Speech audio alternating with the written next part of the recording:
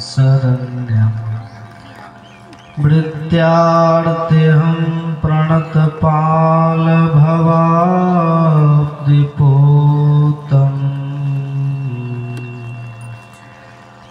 वन्दे महापुरुषते चरणारविन्दम्। धन्य धन्य सद्गुरु सुखद महिमा कही न जाए। जो कुछ कहूँ तो मेरी कृपा मोते कछु न बसा। बोली प्रेम से श्री सद्गुरु महाराज की जय। श्री सद्गुरु महाराज, श्री सद्गुरु महाराज। परमाराध्य गुरुदेव के पावन चरणों में नमन। इस पावन मंच पर मंचासीन पूज्य स्वामी मुक्तानंद जी महाराज के पावन श्री चरणों में नमन। मुद मंगल में साधु समाज, सत्संग प्रेमी महानुभाव माताओं, हम लोग यहाँ गुरु महाराज की असीम अनुकंपा से त्रिदिवसीय सत्संग करने के लिए उपस्थित हुए। यह ईश्वर की कृपा से ही संभव होता है। हम लोग वैदिक सनातन धर्मावलंबी हैं और वैदिक धर्म में वेद को प्रधान ग्रंथ माना गया, पर वेद सब कोई पढ़ नहीं सकते। वेद को पढ़ने के लिए योग्यता चाहिए, उसके लिए ज्ञान की गंभीरता गहनता चाहिए, उच्च कोटि की समझ चाहिए। वेद पढ़ना सबके बस की बात नहीं। तो महापुरुषों ने उसी वेद ज्ञान को समझाने के लिए सहज बना करके, सर्वग्राह्य बना करके, समझाने के लिए सबको आसानी से समझ ले, वेद ज्ञान को जान ले और हृदयंगम करे। इसके लिए महापुरुषों ने बहुत विचार किया और अपने यहाँ इस काम को करने के लिए भगवान का अवतार भी हुआ। उसी में एक अवतार का नाम है वेदव्यास जी महाराज, महर्षि वेदव्यास। वेदव्यास जी महाराज ने एक ही वेद का 4 विभाग किया और उसी को और ठीक से समझाने के लिए वेदव्यास जी ने महाभारत ग्रंथ की रचना की और भी खूब बढ़िया से समझाने के लिए और सरल बनाने के लिए वेदव्यास जी ने उसी वेद के भाव को, वेद के ज्ञान को, वेद के संदेश को समझाने के लिए वेदव्यास जी ने 18 पुराणों की रचना की। आज सबको पता अपने यहाँ 18 पुराण है, जिसमें 17 को तो पुराण कहते हैं, एक को महापुराण कहते हैं, जिसको कहते हैं श्रीमद् भागवत महापुराण। उस भागवत महापुराण में वेदव्यास जी महाराज ने इसी वेद ज्ञान को समझाने के लिए तरह तरह से प्रसंग बस उनका विवेचन किया।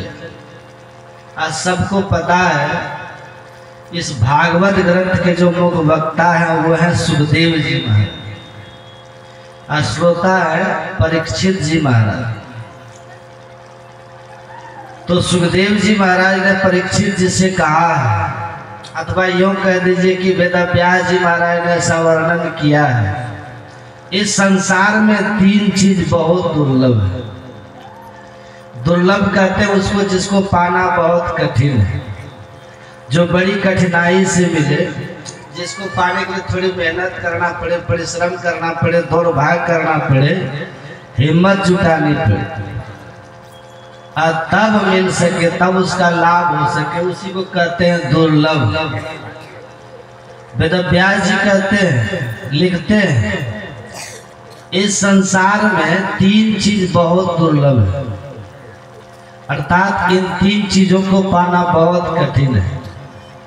कोई बहुत मेहनत करे, बहुत परिश्रम करे, बहुत पुण्य करे, जिनके भाग्यों का उदय हो जाए, अथवा जिन पर ईश्वर की बड़ी कृपा हो, ये सब संजोग जब जीवन में लगता है तब व्यक्ति के 3 चीजें मिले। भागवत में वेदव्यास जी लिखते हैं, दुर्लभो मानुषो देहो देहि नाम क्षण भंगुरः तत्रापि दुर्लभम मन्ये वैकुंठ प्रिय दर्शन। वेदव्यास जी कहते संसार में जो सबसे दुर्लभ चीज है, जिसका पाना बहुत कठिन है, जो अपने से कोई व्यक्ति पा ही नहीं सकता, अथवा दुनिया का कोई व्यक्ति भी जो नहीं दे सकता, न पुण्य करके पा सकता, न तो मेहनत करके पा सकता है, किसी के सहयोग से पा सकता, न तो वो जो सबसे पहली वस्तु है, सबसे प्रधान पदार्थ है, वेदव्यास जी कहते हुए है मानव का शरीर। ये अपने से कोई नहीं पा सकता। आप बहुत मेहनत कर लीजिए, बहुत पुण्य कर लीजिए, बहुत दान कर दीजिए, बहुत यज्ञ कर लीजिए, आज सोचिए कि अपने से हम मानव तन को प्राप्त कर लेंगे, ये बड़ा कठिन है। वेदव्यास जी कहते हैं ये मानव का तन पाना बहुत कठिन है। मानव तन पा लिए तो फिर सब सुलभ हो जाता है। मानव के शरीर में है तो सुंदर सुंदर भोजन भी कर लेते हैं, मानव के शरीर में है अच्छा कपड़ा पहन लेते हैं और अनुकूल कपड़ा पहन लेते हैं। अभी देखिए ठंडी का समय है ना, ठंडी में जैसे आप वस्त्र आपको चाहिए, जैसा पोशाक हमको चाहिए, जो अभी के वातावरण के अनुकूल है, ऐसा कपड़ा हम पहन लेते हैं। ठंडी लगती है, चादर ओढ़ लेते हैं, कम्बल ओढ़ लेते हैं, स्वेटर पहन लेते हैं, टोपी पहन लेते हैं, पगड़ी लगा, अग्नि जला के घूरा ताप लेते हैं, धुनी ताप लेते हैं। ठंडी का समय है, मानव का तन आपको मिल गया, ये सब व्यवस्था आप कर सकते हैं, लेकिन और मैं ये सब व्यवस्था नहीं, कुत्ता ऐसा नहीं कर सकता, गाय ऐसा नहीं कर सकती, अन्य कोई जीव ऐसा नहीं कर सकता। ये मानव तन में सब तरह की व्यवस्था अनुकूलता है। मानव ही बढ़िया से बढ़िया भवन बना करके, सुंदर महल बना करके तब उसमें रहने का सुख लेते। मनुष्य ही एक से एक भोजन बना के उसका स्वाद लेते, रसास्वादन करते। गाय के लिए, भैंस के लिए बस निश्चित वो हरी घास ही सब दिन खाएगा, वो बस कुट्टी भूसा ही खाते रहेगा। लेकिन मनुष्य को देखिए, कभी खीर खाता तो कभी पूरी खाता, कभी तरह तरह का मिष्ठान पकौड़ी खाता, मेवा खाता, 56 प्रकार के व्यंजन भोग मनुष्य तो लगाता है। ये सब व्यवस्था है मनुष्य के लिए। इसलिए वेदव्यास जी कहते हैं मानव का तन जो अभी मिला है, जहाँ सब तरह की अनुकूलता व्यवस्था है, ये अपने से कोई नहीं पा सकता। मनुष्य बने तभी तो आप नेता भी बनते हैं, पहले मनुष्य बने तभी तो आप मास्टर साहब भी बनते हैं, पहले मनुष्य बने तभी तो आप डॉक्टर साहब भी बनते हैं, आप किसान बनते हैं, खेतीहर बनते हैं। आप पहले मनुष्य बने तभी तो आप बिजनेसमैन, व्यापारी भी बनते हैं। तो सबकी जड़ तो मानव का तन है। गाय ऐसा नहीं करती, भैंस ऐसा नहीं कर सकती, जो जंगलों का राजा शेर है वो भी ऐसा नहीं कर सकता। इसलिए वेदव्यास जी कहते ये मानव का तन पाना बड़ा दुर्लभ है। और आप ये मत सोचिए कि आप शरीर हैं, ये मानव का शरीर हम लोग को मिला है। हम लोग का नहीं मतलब हम लोग जीव है, जीवात्मा। शरीर अलग है, हम लोग अलग है। शरीर है जड़, हम लोग हैं चेतन। शरीर है अमर, हम लोग हैं अमर। इसकी तो मृत्यु होती, इसका तो जन्म होता रहता। इस शरीर में कभी बाल्यावस्था आती है, बच्चे देखते बच्चे होते हैं, फिर वही बड़ा होता है, इसमें यौवन आता है, युवावस्था आती, फिर यही वृद्ध होकर के बुढ़ापा इसको घेर लेता है। ये तो बदलते रहता है, पर इसके भीतर आप हम हैं जीवात्मा। इसी जीवात्मा को ये मानव का तन मिलना बड़ा कठिन।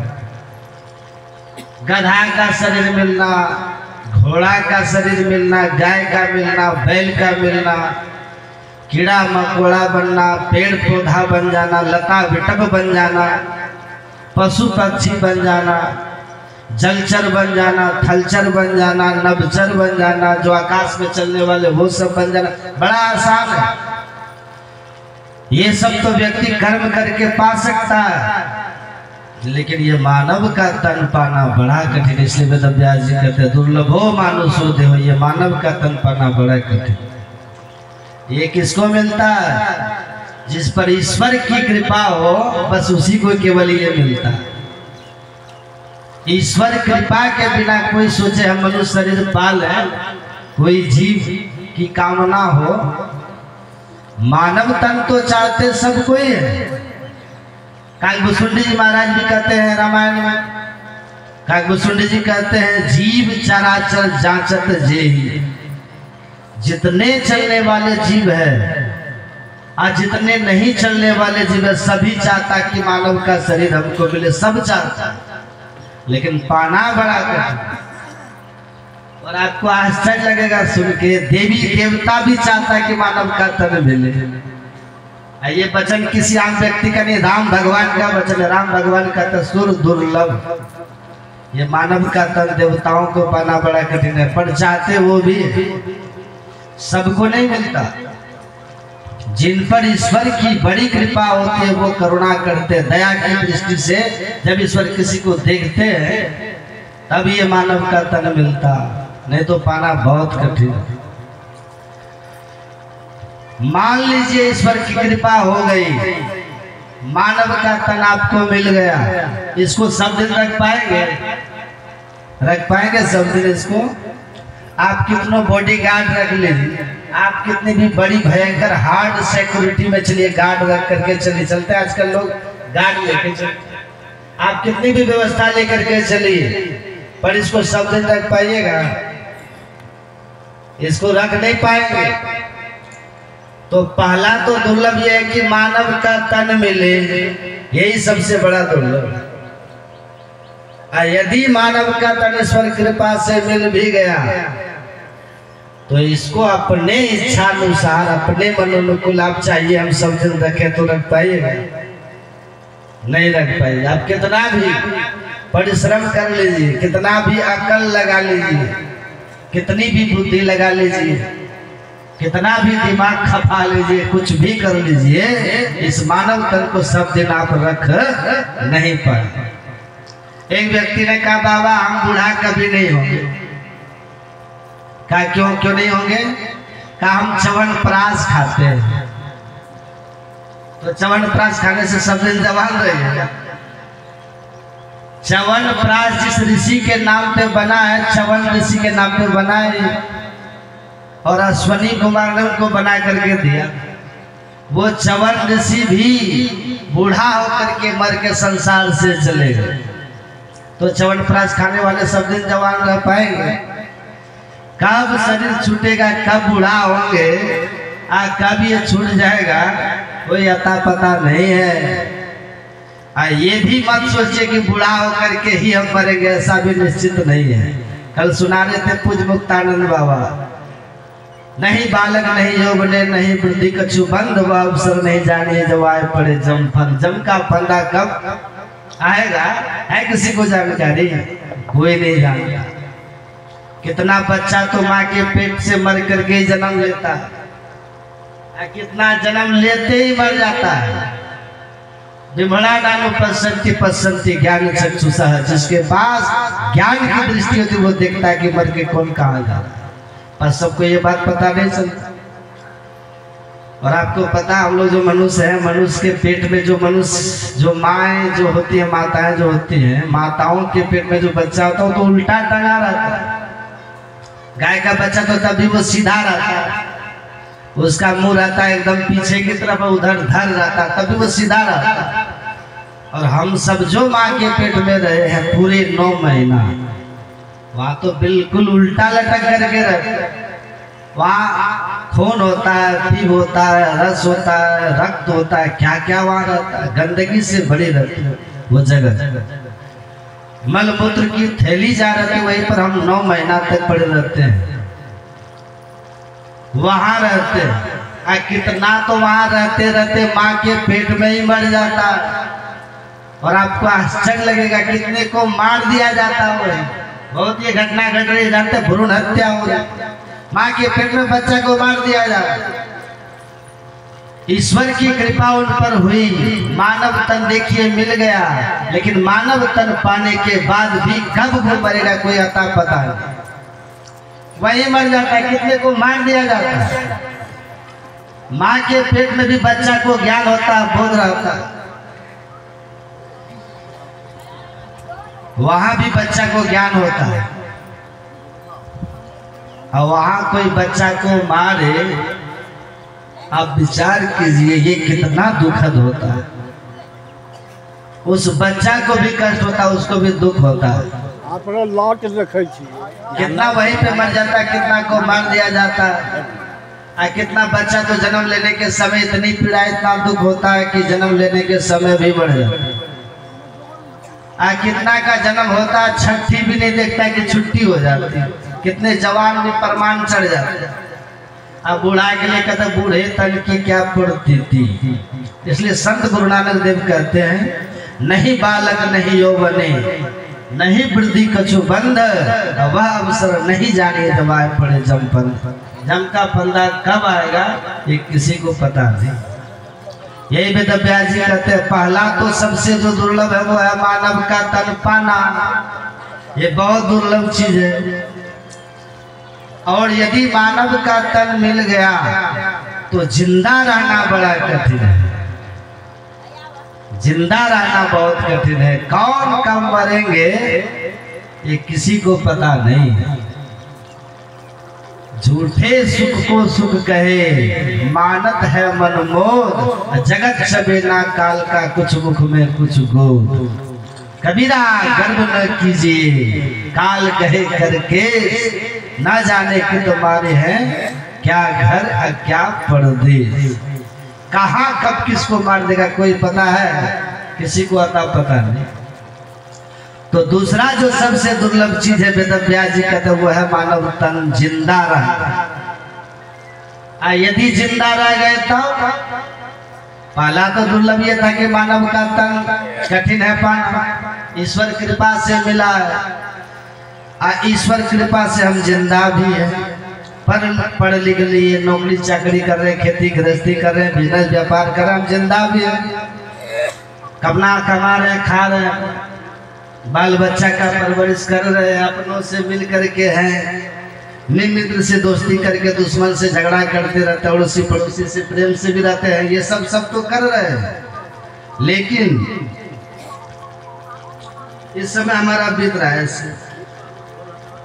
लेकिन वेद व्यास जी कहते हैं यदि आप जिंदा हैं, जिंदा रहने के बाद भी एक चीज बहुत दुर्लभ है जो सबको नहीं मिलता। वो क्या है दुर्लभ चीज? दुर्लभो मानुषो देहो देहि नाम क्षण भंग रह, तत्रापि दुर्लभम मन्ये वैकुंठम प्रिय दर्शन। इसमें सबसे जो दुर्लभ चीज है वो है यही सत्संग का प्राप्त होना, सत्संग का प्राप्त होना, ये सबसे दुर्लभ है।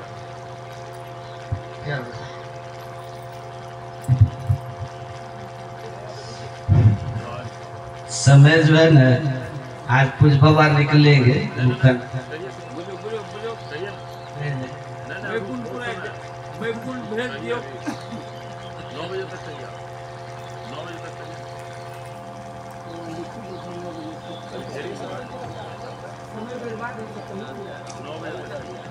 हम भी थोड़ा सुनना चाहते हैं। हम तो प्राण में सुनाएंगे, पूरा भरपूर सुनाएंगे।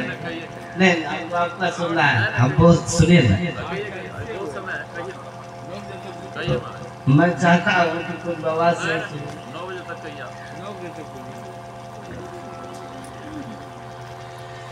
बोलिए श्री सदगुरु।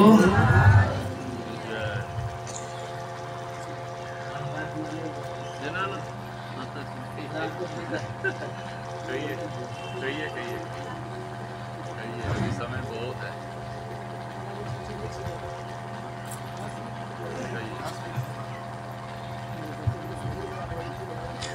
बोलिए श्री सदगुरु। क्या कह रहे थे? दुर्लभो मानुषो देहो। सबसे पहला तो कठिन है कि मनुष्य का शरीर मिलना, ये पहला दुर्लभ है। और दूसरा जिंदा रहना दुर्लभ है। और तीसरा सत्संग का मिलना दुर्लभ है। इसलिए हम लोग बड़े भाग्यशाली हैं कि हमारे बीच में कुछ स्वामी मुक्तानंद जी महाराज हैं। मैं ज़्यादा नहीं बोलूँगा, अपराहन में आप लोग को खूब सुनाऊंगा भरपेट। आज हमको इनको सुनना है, इनको सुनने के लिए मैं आया हूँ। बोलिए श्री सदगुरु महाराज। श्री सदगुरु महाराज की जय। एक बार प्यार से बोलिए श्री सदगुरु महाराज। एक बार उद्गार से बोलिए श्री सदगुरु महाराज। अब हमारे परम पूज्य